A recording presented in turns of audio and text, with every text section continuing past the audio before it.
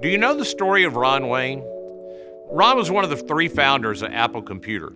You probably recognize Steve Jobs on the left, the guy on the right, Steve Wozniak. The guy in the middle, probably never seen before. But that's Ron Wayne. He was the oldest, most financially secure of the three. So 12 days into the new company, he became kind of concerned that the debt being accrued might fall to him to pay off. So 12 days in, he sold his 10% share in the company back to the two founders at $400 apiece. Today, his 10% would be worth $200 billion. Talk about regret. There's not much worse than a missed opportunity, and there's not much better than being in the right place at the right time to seize the moment. One of the most well-known followers of Jesus, a man named Paul, says to believers in a letter that he wrote to the church in Ephesus, "Be very careful then how you live, not as unwise, but as wise, making the most of every opportunity because the days are evil." This statement by Paul is one that's been ringing in my ears for the last 15 months as things have changed in our world so quickly. Paul says, make the most of every opportunity. We can't sit around being afraid. We can't just bow down and pray that everything is just going to go back to the way it was. We can't just lament the things that we think are wrong in the world. We have to look to God for wisdom and make the most of the opportunities in our current season. I like the way some other English versions of the Bible translate this by saying, redeem the time, carpe diem, seize the day. Live every moment with some urgency because it's shorter than you think. Don't waste it. I'll tell you, after going through this very tumultuous year, I believe that this is what God has been saying both to us individually and to us as a church. So the purpose of this video is for me to give you a really clear kind of state of the church update. But I also, at the same time, I want to challenge you. Let's all make the most of this opportunity. Now, before I get to the opportunities that our day presents to us, I want to do something I've not done enough in my 30 years here. I want to offer to you my sincere thanks. Last March, when churches all over our country and state were closing, we were among the last to close. I believe one Sunday, we might have been the only church having in-person services in Coweta County. And boy, did I hear it from some. What are you thinking? I would hear that from people on every side about every decision, it seems, for the next year or so. Where's your faith? Where's your brain? Do you care? That phrase seemed to find its home with every side. They were way more convinced that they cared more than those in leadership cared. But through it all, with the disagreement many of you felt, somehow we stuck together. Thank you. In addition, let me say thanks to those of you who were conscious to stay on mission. You were the ones who wanted to know, how is it we can continue to impact our community? How can I reach my friend? You didn't give in to what the rest of the pandemic in our country of, how does this affect me? You didn't just turn inward to your small group or your friends and to hell with everybody else. You stayed on mission even over this last incredibly unpredictable year. And it's because of you, and in spite of everything, God has continued to reach people through you. And I just want to say, great job. 2020 will be remembered by me and many others as the year of the global pandemic that left many in grief and fear. Economic challenges have made some wonder if they had enough or would have a job. It was a year of racial reckoning that brought peaceful protest and unruly riots to our cities and suburbs, and political turmoil that divided friends and family. And through it all, somehow we stuck together. Now, the negative impact of all those crises, though, it's being felt by some of us and in our communities. In several ways, it's being felt. It took a toll on our mental health. Researchers are showing that 63% of young people are reporting substantial symptoms of anxiety and depression. That is way up. There's a financial crisis that we all went through that really impacted a lot of families. And because of that, the divorce rate is spiking, and experts are saying it hasn't even reached its peak yet. These crises also impact us spiritually. 20% of churchgoers who were attending before the pandemic have stopped attending church. I mean, just in the last year, both in person and online. And that percentage is even higher among millennials and those younger, which was already there were 8 million who left the church between 2016 and 2020. Now, because of that and the financial realities, the Barna Research Group is telling us that one church in every 5 may close in the next 18 months. So now more than ever, our world needs the church. Our community needs our church. Which leads us to this question. How are we doing? How's Community Christian doing? Well, from an initial point of view, I can not be more grateful or more proud of how we're doing. While the doors of our buildings were closed for a few months, the mission continued to advance. In just a few days after closing, our staff realized that most of what we had done, it just no longer applied. And we were all going to have to change and adapt. And we flipped our small groups to online, and we asked them all to meet every week, which had not been the case for a while. And even people who are old, like me, or older than me, they quickly adapted to new technology. The good news is, we now have more people more consistently in small group now than we did before the pandemic began. And those groups, they're meeting more often, and relationships and love are continuing to grow. We also, during this time, launched our Coweta Neighbor Initiative, and week after week, even when we weren't gathering, you brought food and supplies to be delivered to people who couldn't get out during this time. We never lacked for supplies. And then as our community partners, Bridging the Gap and the Salvation Army, also ramped up their efforts, we just folded what we were doing into what they were doing, and you continued to give. But through all of this, our staff quickly adapted, as did those of you who give of your valuable time and your money. The area that's proved to be the most challenging has been children and students. And like our public schools, we found online efforts to be really difficult. But we've continued to try to innovate, and we're starting to see some traction in that area. I will say that the thing I'm most pleased about is we've continued to help people during this time get back in touch with God. Through the use of Facebook and YouTube, we've had the chance to speak to thousands that we would not have ever spoken to before. When the pandemic first began, I put a simple way to reach out to me, offering prayer to people, and I've now received thousands and thousands of requests to that simple little post. As it got shared, I had to take it down because it got shared so far beyond our immediate area that I just couldn't keep up with all the prayers coming in. And frankly, I just didn't know what to make of it. And then just a little while ago, I was serving with one of our community partners, and during the first few hours of being with people in need, I had several people tell me how those things had helped them. I met one single man who's raising 2 boys who both have some special challenges, and he had reached out to me for prayer, and that started him watching our online Sunday experience, and now he feels connected. He's been having to walk to a grocery store a few miles for food and has recently been able to get a car, and he attributes all of that to the work of God in his life through those efforts. Now, that's just a short story, but all of it goes back to the ministry that many of you are joined in right now that you make possible. That brings me to the fiscal point of view of how we're doing. We entered into March 2020 as one church, but having 2 physical locations. Our fiscal year runs from September to August. So when the shutdown happened, we were in the last third of our fiscal year, and we were on pace to accomplish all of our financial goals and fully fund all the programs and our partnerships. I knew when the pandemic started that about 35% of our contributions came in during our in-person gatherings, which at 65% coming online and through the mail, we were already way better than most churches, but 35%, that's still a big chunk. And we just didn't know where it was going to come from. So our staff did what they already do really well. They figured out how to pivot what they were doing and reduce our spending. And we ask you to consider making your giving online for the first time for many of you. And I'm so thankful to be able to report that even though we did see a reduction in giving, it wasn't 35%. It was about 8%, which is just incredible.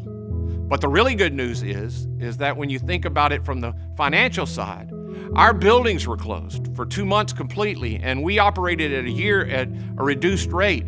And our staff shifted all our work to the same days on and off. So our offices were closed 1 day a week completely. So we reduced our spending, and in addition to that, we applied for and received the federal PPP loans, which allowed us to keep all of our staff paid and no one had to be laid off. Now, I do want to let you know that Lynn Upchurch, who had been serving part-time as children's director at our Sharpsburg campus, she did decide during this time to go ahead and retire. She's still an active part of our online community, and she hopes to be back in person soon. The other thing that changed during this time is that our Ashley Park campus met in the Regal Cinema. Of course, all movie theaters closed, and Regal has only reopened in the last few months. We took the rent money we were paying there and applied it to our mortgage balance at the Sharpsburg campus, and as of last fall, we are a completely debt-free church now. Now, with all of that said, I just want to say thank you to all of you who have been consistently generous. Because of that, we've been able to give some unexpected gifts to our ministry partners to fund things that they really needed during this time, and with plans to move ahead into the future with hope. That brings me back to what Paul said. Make the most of every opportunity. Last March, during those early days of the shutdown, we were having a whole staff meeting, well, almost every day. And what I said in one of our staff was, this is our opportunity. Let's not see this as something that is a huge negative. Let's view it as being a brand new church that was placed in a land called COVID shutdown. And let's figure out how we can mobilize people to turn their feet to follow Jesus and learn from him how to do every part of their life. I said the benefit we have is nobody knows what they're doing. The only way to fail is to hang our head and say, well, let's just hope we can get back to where it was in February 2020. Well, what does this give us a chance to do that we could not do before the shutdown? And over the next few weeks, we're going to teach around how we're planning to move forward and make the most of these times. But I want to end today with two things. One thing I want you to know, and one thing I'm asking you to do. Number one, nothing that really matters has changed about Community Christian. By that, I mean we have the same goal that we have always had. Our mission is unchanged because, well, it's not our mission. We're on the Jesus mission that he gave when he commissioned his first followers, saying, hey, go to every ethnic group on the planet and make disciples. We're a Jesus church working and serving in the Jesus mission. One of the ways I've talked about this since we started is that we're a church for the one. And often, really deep Jesus people think, we're a church, Jesus, and he's the one. Well, that's true, but that's not what I mean.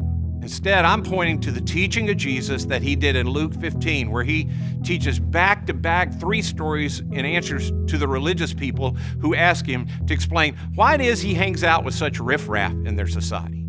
Jesus, why is it, since you're a man from God, and you're so clearly a person who cares about living the way that God wants, why is it that you give an unbalanced amount of time to people who are nothing like you?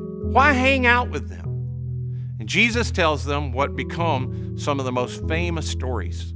The story of the shepherd and the lost sheep, the woman and the lost coin, the father who's got the lost boy. In every instance, something that was really valuable was lost. The person who lost it did a very uncultural thing to go find it. For instance, the shepherd has 99 sheep and they're with him. They're safe, but he knows there's one that's gone, and he leaves the 99 to go find the one. And when he's found, there's much rejoicing by the shepherd. And for 30 years that we've been a church for the one. When we started, primarily, I would say, we're for the person who grew up in church, but they've decided when they got old enough to decide they could go wherever they wanted to, they'd be better off without church. Of course, that was my story, and the story of a lot of people of my generation. When we were out on our own, we did what we wanted, and once we found out that we needed God, often he was out of our memory, and the churches we grew up in were so judgmental that we didn't think we could go back to them. I said, we'll be the place where everybody, no matter what you've done, where you've gone, or what you become, Community Christian is the place for you. But over the last 30 years, the picture of who is in our area and the nature of the generations under 40, they're really different than my generation. By and large, because my peers were their parents and we didn't do much with God, well, our kids don't even have much thought about God. And at best, they consider what the Jesus movement has to offer as irrelevant at best and potentially harmful at worst. Now, just because they're different doesn't mean they're any less the wandering sheep that our great shepherd loves. And so even though the way we talk about it will have to change and the way we reach out to them will have to change, we will continue to be a church for the one that will never focus on those who are already in the Lord's pasture. We're a church for those who have not yet come. And because so many have turned away and they aren't even pretending to be Christian the way so many people my age did, our opportunity is even greater. We must make the most of every opportunity. When I was first following Jesus, someone shared, I guess you'd call it a poem written by Samuel Shoemaker that expresses people who are for the one that needs to find their way to Jesus. And so I want you to hear this, and for it to hopefully help form your imagination of the kind of people God is calling us to be.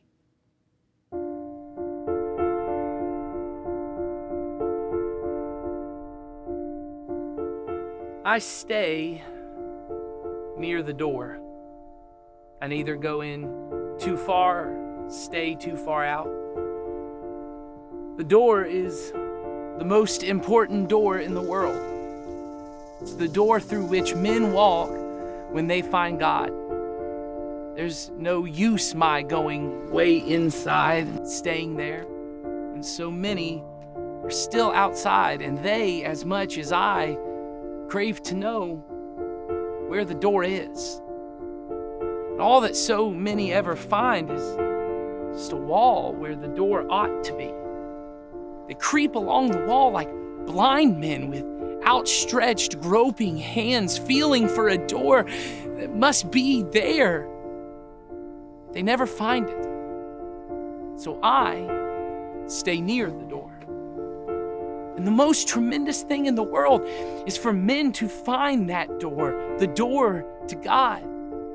The most important thing that any man can do is to take hold of one of those blind, groping hands and to put it on the latch that only clicks and opens to the man's own touch. Men die outside. Starving beggars die on cold nights. Cruel cities in the dead of winter die for want of what is within their grasp. They live on the other side of it, live because they have not found it. Nothing else matters compared to helping them find it and open it and walk in and find Him. And so I stay near the door.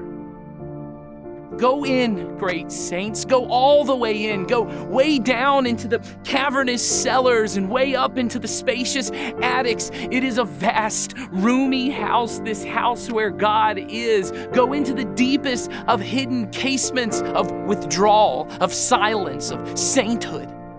Some must inhabit those inner rooms and know the depths and heights of God. Call outside to the rest of us how wonderful it is. Sometimes I take a deeper look in, sometimes venture a little farther. But my place seems closer to the opening. And so I stay near the door. The people too far in do not see how near these are to leaving, preoccupied with the wonder of it all. Somebody must watch for those who would have entered the door but would like to run away. And so for them too, I stay near the door. I admire the people who go way in, but I wish they would not forget how it was before they got in. Then they would be able to help the people who have not yet even found the door. As for me, I shall take my old accustomed place, near enough to God to hear him and know he's there, not so far away from men as to hear them and remember they are there too. Where? Outside the door, thousands of them, millions of them. More important for me, one of them, two of them, maybe 10 of them, whose hands I am intended to put on the latch. So I shall stay by the door and wait for those who seek it. I had rather be a doorkeeper. So I stay near the door.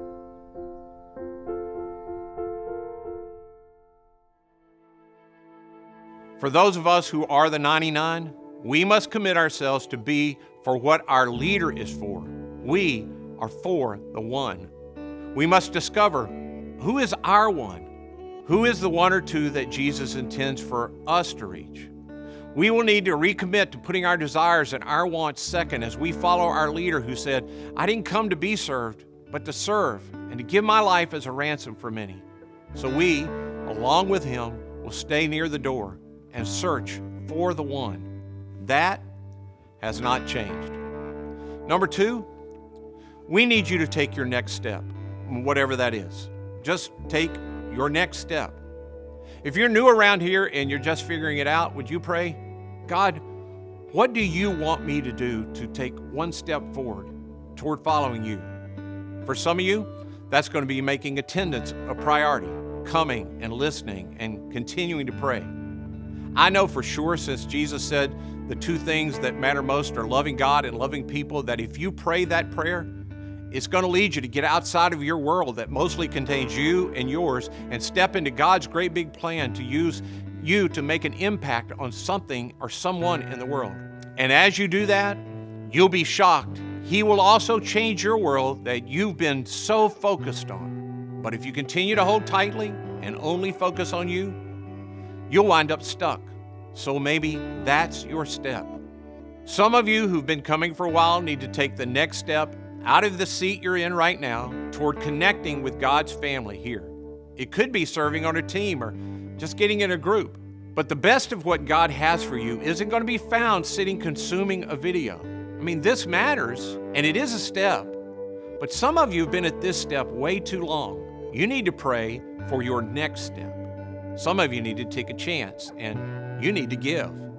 I'll add that some of you need to take the step of automating your giving. There are many of you who are committed to loving God and people through Community Christian, and you want to financially support it, but you count on just remembering to, do it on Sunday when you're watching the video, but often you just forget. When you automate your giving, you take your good intentions and you put it into practice, and you have the joy of doing what God has asked you to do. And it helps us so much because we can see how much automated giving is planned, and it keeps us from speculating, and it allows us to plan and make the most of every opportunity, like Paul says, in a wise and sustainable way that is really us being good stewards. Still others of you, you've been around here for a long time, you're in a group, you're serving, and you've served in the past, and you give regularly. Here's your next step. You need to ask God to give you wisdom about what new thing He might be doing that He wants you to do. Ask Him to help you see what old things that you loved, old things that might have personally impacted you, that they might be gone, can be celebrated. But it's time for you to open up your hands for what's new so you can stay on mission with Him. I know for sure if you'll do what I've been doing and say, God, you promise wisdom. I want your wisdom about how I finish my run well with you. What do you have in store for me in this next season of life that'd be a challenge for me? I want to make the most of the opportunity that I have. And it's what Paul said. Be very careful then how you live, not as unwise, but as wise. Make the most of every opportunity because the days are evil. I think by God's grace, He's given us His wisdom about how we're to move forward in the coming post-pandemic world. He wants us to seize the moment, to unify, reaching the one, and taking our next step in following Jesus. And as for me, I am all in, no matter what it means for me personally or what changes need to be made. I am in. I'm asking you, prayerfully ask God, what does He want you to do? How can you make the most of the opportunity to seize the day, to make your life extraordinary as we follow Jesus together?